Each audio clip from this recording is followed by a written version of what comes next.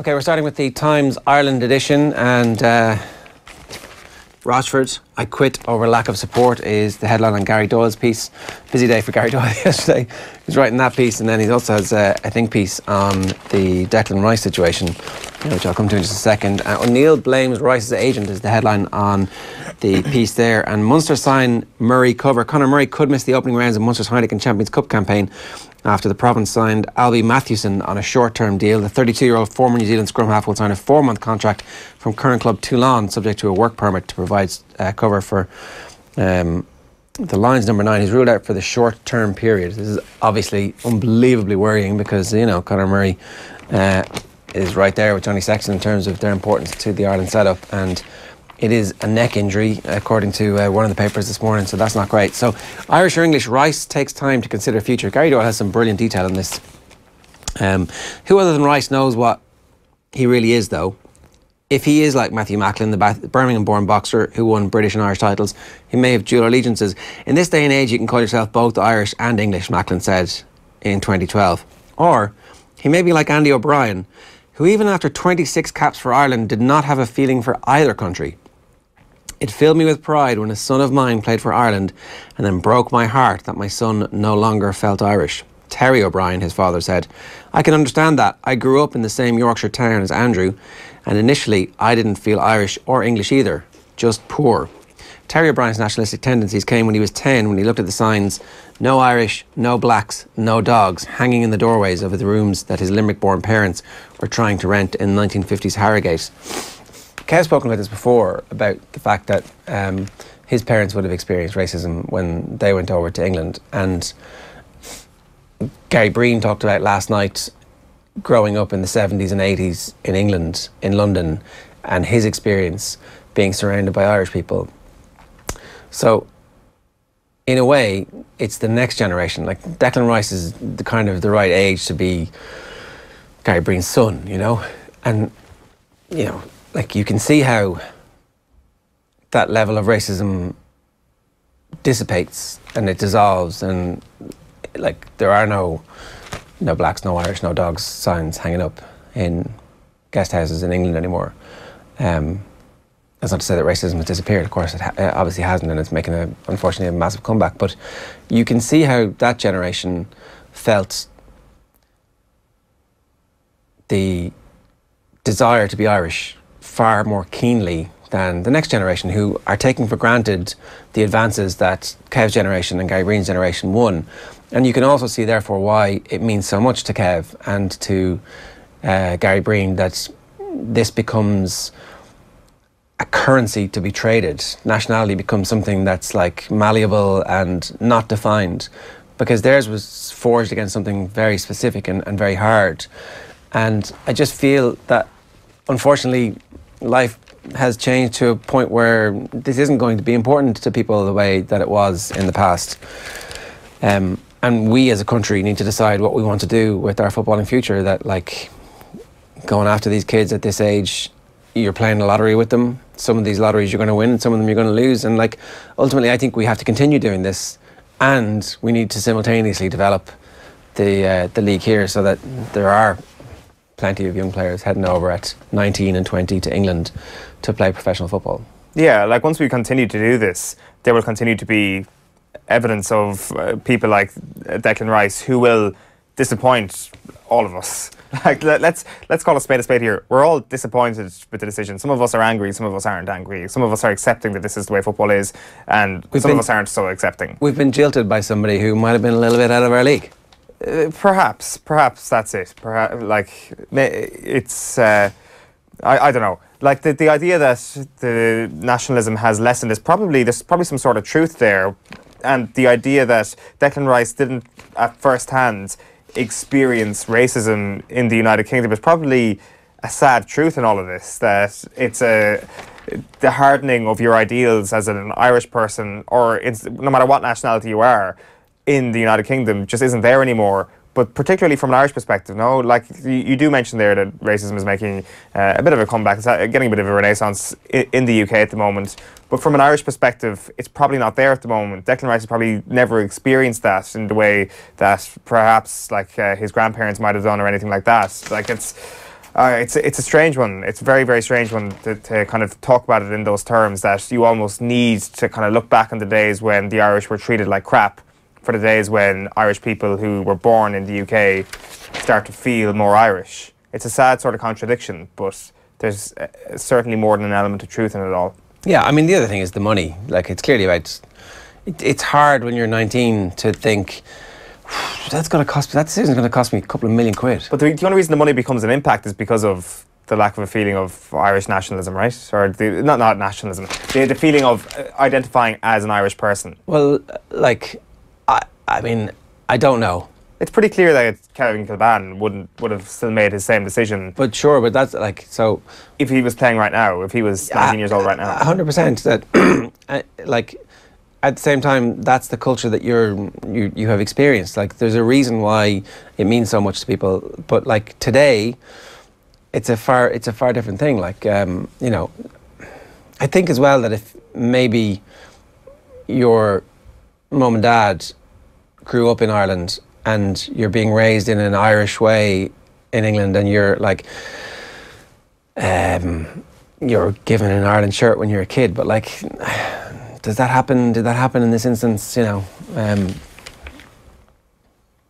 it depends on. If you're living in Dublin, will your kids have Kerry jerseys? Well, like that's an interesting. You'd want to be some kind of wanker to do that, wouldn't you?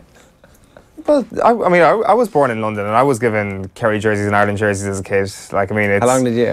Like, what was it, 5 or 6? I was very, very young, in fairness, when you leave. But it's like there is more of a feeling of Irish nationalism. That was really digging Nathan, by the way, that he gives his kids Mayo jerseys instead of Dublin jerseys, and they're like... I can sort of see why, but Mayo's a very special case, as we've started to see. It depends where you're from. I think... When it comes to nationalism and living in the UK and all of that, when you're from a different country, like, you're going to put a stamp on that sort of stuff, no? But ultimately, what impact does that have on the human that you become wearing an Irish jersey when you're 5 years old? But it also diffuses over, like, a generation. So, you know, I think first generation, it's far more important. Second generation is like, oh, that's an interesting part of my makeup. I must do a little bit of reading and try and discover a bit about that, as opposed to feeling the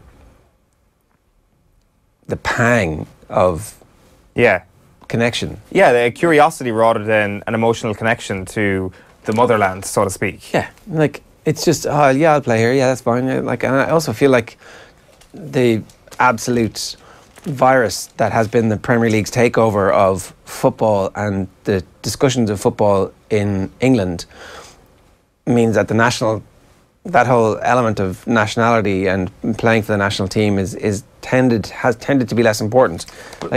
Like you would wonder as well, though, like, is it really the parents, is it really your Irish heritage that has the most impact on you in terms of identifying with a country, or is it the people you go to school with, the people that Declan Rice has been playing football with for literally his entire life, who are mostly English? I mean, I think it's your experience, and if if you've nothing against the people who are... You don't rail against it. Yeah, so like, it's like, I'm part of this, as opposed to I'm not part of this. I'm not othered in any way by being a part of this. And that comes back to the point I was just making there. It's perverse to think that a growing acceptance of Irish people has led to a growing feeling that being Irish isn't as important as it used to be. It's one big contradiction, but of course the commercialism is a bit of a factor pushing people in the opposite direction. Rochford forced out in Mayo. Horan, early frontrunners, outgoing boss blames a lack of support. I haven't given up on Rice yet, says O'Neill. I think that's just him saying the right things at this stage, but surely it's done. Murray and Race to be fit for All Blacks clash as Munster signed Mathewson. The All Blacks clash suddenly looks like, oh, they're pretty good. Cup of cheer. Winless Hammers should avoid EFL embarrassment. Screw you, West Ham. And your chairman and your crappy stadium. Curra paddock too small and set for second revamp. This is the lead in the Racing Post this morning. The parade ring at the centre of the Curra's €72 million revamp faces being at least partly torn up and reconstructed after it was deemed too small to safely cater for large numbers, but it could be more than a year before the issue is addressed. And Samcro 50-50 to be kept hurtling. We'll talk about that on Friday Night Racing with Johnny Ward on Friday afternoon. Walking away, Rochford quits Mayo, blaming lack of board support. And then Theatre of Screams, United thumped by slick Spurs to heap pressure on Mourinho. Give Declan some space. Martin O'Neill urges calm over Rice tug of war. Are you sad about this? About Rice? Declan Rice? Not really. Like, if he I'm sad about this. But if he doesn't want to play, like it'd be a terrible thing for him to be locked into playing for Ireland for a decade and constantly thinking, I really wish I wasn't here, you know, I don't feel any connection with this. And like, I don't feel sad at all about the fact that somebody is making the decision. Like, it's not nice to be rejected. No. And it's disappointing that we don't have access to this player for a decade, because it looked like he was going to be somebody who you could really admire and build a football culture around and point at and go, that's exactly what you need to do. Like Gary Breen talked about his attitude when he was talking about hard work. He was going to beat talent. Just as a counterpoint to that, saying that it would have been sad to have a player here who didn't really feel a connection to us. Like, if he goes and plays for England, he's not going to feel any more of a connection to England than he would have felt to Ireland. In fact, the evidence is there that he felt more of a connection to Ireland, no? Like, I'm not saying that he had a love for playing for either nation, like quite a lot of young people do. They don't, as we've already discussed, have that sort of nationalistic pang. But you get the sense he's played underage for Ireland. Why would he have any more of a feeling of love for the England jersey than he would for the Ireland jersey? I think there might be an apathy towards both. So to say that he would have played for Ireland and felt sad because he's in an Ireland jersey, I don't buy that. Because he's from England. Well, like, grew up in England. But you see, like, Fates are English. Okay, we've established that, but he hasn't actually come out and said, I feel more English than Irish. Like, why pull on the Irish jersey in the first place? And this kind of comes back to the point that Kevin was making, despite the fact that I kind of accept where he's coming from. This idea that he would have been sad playing for Ireland, and he didn't really. I'm not saying he would have been sad. Like, it's like that. You know, at some point he wakes up and goes, "This isn't really who I am." Like, you've got to be fully committed if you're going to play international football. The whole point of international football is that it's our country's best against your country's best, right? And I fully understand how and why we as a country are looking at the diaspora and going, well, screw you, you know. We've basically had a load of crap happen to us, some of it self-inflicted, and we've had to send our people all around the world. And so, yeah, we are going to look at the kids of our people and go, yeah, you can play for us. Come on, play for us. We're a good team to play for. This is great. You having a crack? Yeah, let's all have the crack, right? I don't think that would have happened with Declan Rice. Well, I don't know, but if he feels it now, and if he's not fully ready to sign up to that, then fair enough. Look, I don't think there's a hope in hell that he changes his mind. I think that this is how he's breaking up with us, and it's like, you know, in 6 months' time or a year's time or 2 years' time, he's like, oh, look, you know, probably shouldn't have played for them underage, but I did anyway, and I'm just going to keep my head down and wait for the England goal. And that's fair enough. But if he was to change his mind and say, actually, I do want to play for Ireland, then I'm like, oh, yeah, well, okay, great, fair enough. But I'm not like, it's disappointing. I'm not angry. I have no sense of like... Does the badge kissing thing make you angry? It pisses me off a little bit, I'm not going to lie. People do stupid things. Kissing the badge has never been the sign of quite loyalty. Pointed though, isn't it? Well, it's easier to not kiss the badge than kiss the badge. And I realise I'm being quite petty here, but it is. It's easier to just like forget about it. Like, you have to put some sort of thought after. You don't. You're just kissing the badge. It's like it's the type of crap. It's like doing the Fortnite celebration. I don't really know what it means. Like, but you have to think about it. You don't. You have to think about what you're actually doing, the physical act of doing it. Look, fair enough. You're angry about a kid kissing the badge in a moment of high adrenaline. Fair enough. Off you go. I'm glad that you're angry about that, but I'm not getting angry about it. I'm like, I can see how people make mistakes. Stop being so accepting of this, Ger. That's all I'm saying. I just like. As I've said, I can completely buy the whole commercial aspect of it, because that is just, he's a 21st century footballer, specifically in this current climate. You can completely see why he's done it, but it's kind of hard to accept given the story we've seen so far with Declan Rice, is all I'm saying. It ticks me off a little bit, and it's obviously pissed off a lot more people in a lot more of a heavy way. Contapomi inundated. Sorry, no, that's not right. Undaunted. Is it possible that I need glasses? What a... No, definitely. Keep terrible moment that is in life. Undaunted by coming in after Leinster's perfect season. Munster signed cover for injured Murray. Leinster eager to regain crown from Munster as season kicks off early. This is the women's interpros. And then Rice deserves time to decide is Emmett Malone's think piece on this. One of Kevin Kilbann's many strengths as a commentator on club and international football is the particular effort he seems to make to see things from a participant's point of view. He can come across sometimes as fair to a fault, so his reaction to the news that Declan Rice had asked for more time to consider his international future somehow came across as uncharacteristically harsh. Kilbann knows far better than most what the 19-year-old is going through, but tweeted, "I'd rather be ranked 150th in the world and never qualify again than have someone who has played but needs time to think whether they should play for us again." He said, known at 10 who he wanted to play for. Rice, it seems, has not yet figured it out. What if, I know it's not going to happen, but what if Declan Rice did decide to play for Ireland? Yeah, I would say welcome him back. It's like, okay, you went away and you thought about it, and Declan Rice, there's no decisions we made. If I didn't want to be playing for Ireland, I wouldn't be here. That's what he said back in the day. Tommy's going to hit me now with a bunch of stuff that Declan Rice has said in the past to try and get people angry. Like, he made his mind up.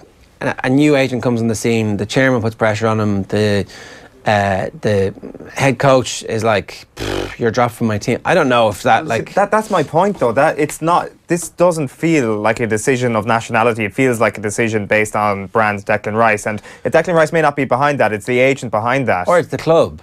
Like, it's the club putting pressure on him, saying, "Oh, you had a bad game there. Like, hey, stop playing for Ireland. You need to declare for England." Because so the club will get the 80 million if he's sold for 80 million. He won't get the 80 million. Say Declan Rice plays brilliantly this season, plays brilliantly next season, goes to the Euros for England and is like part of a 3-man central defence for England. He's like the last missing piece that England need to go forward. Then suddenly it's West Ham who get the benefit of. He will also obviously make loads of money in endorsements, be on crap ads on TV, and get paid loads of money. But so if you're West Ham, it's far more in your interest to go, "You're English anyway, what are you doing?" Here's David Gold's tweet from last night. "My hope all along, dumbass, has been that Declan first becomes an England player and then follows in the footsteps of the great Bobby Moore by becoming the captain of England. Born in England, made in West Ham United. DG, David Gold." David Gold. Do a bit of reading about David Gold. Do a bit of reading about how West Ham treated Bobby Moore at the end of his life, where he had to beg and scrounge for tickets as well, if you want to know about the classy way that West Ham treat their players. So it's very possible that the conflicting forces here aren't Gareth Southgate versus Martin O'Neill, but rather it's the day job of the West Ham hierarchy to try and make money for their club, and they're in a terrible situation at the minute with the way that the ground move has been completely screwed up. And they're saying, "You're not going to play again until you decide you're going to play for England. It's your choice. What are you going to do?" That's like, who knows? They're all possibilities. Because tabloids. And then the great irony of all of that, of him getting dropped. So do they persuade Pellegrini to start Declan Rice now, or are they going to start meddling with just because he's English again, because they want to play the long game and make sure he gets picked for England? Is that not possible? Is that not very possible that West Ham have said, "Okay, we're not going to play you until you make your decision here," and that's like feeding into his form not being great, and then suddenly, well, let's wait and see. Like, if that's what's happened here, and that's what's the conversation they've had over the last fortnight, well then, football is screwed. Simple as that. It might already be, though. Back page of the Irish Daily Mail is parting shot. Rochford quits after a lack of board support, and pressure is showing on José Mourinho. It was a 3-0 win for Spurs at Old Trafford last night. Back page of the Herald is McGinley talking about the Dubs. Their drive is scary, he says. We'll be hearing from Enda McGinley and Barney Rock very shortly ourselves. And the teen is lured by English cap. That is Martin O'Neill speaking on the Declan Rice situation. Back page of the Irish Daily Star is Moura Jose Woe. That's Lucas Moura there yesterday with his breakout performance in a Tottenham jersey, like a new signing almost for Spurs, it seems, with a bit of pace that Spurs were absolutely crying out for over the past season or so. Back page of the Mirror is "You're getting sacked in the morning." Spurs fans taunt for Jose. "Be nice to Rice as well," is the headline there, with a picture of Gareth Southgate and Declan Rice. Back page of the Sun is "Decision Time" with Dec in Ireland colours. Rice's head has been turned. Roch in a hard place then is a pretty good headline on the Stephen Rochford story. And then finally, back page of The Guardian is "Binding together rugby in union to cut losses." So this is a special report by Paul Rees and David Conn in terms of finances in the Premiership, and they look behind the numbers, and more misery for Mourinho. Brazilian strikes twice to seal Spurs victory over hapless Manchester United.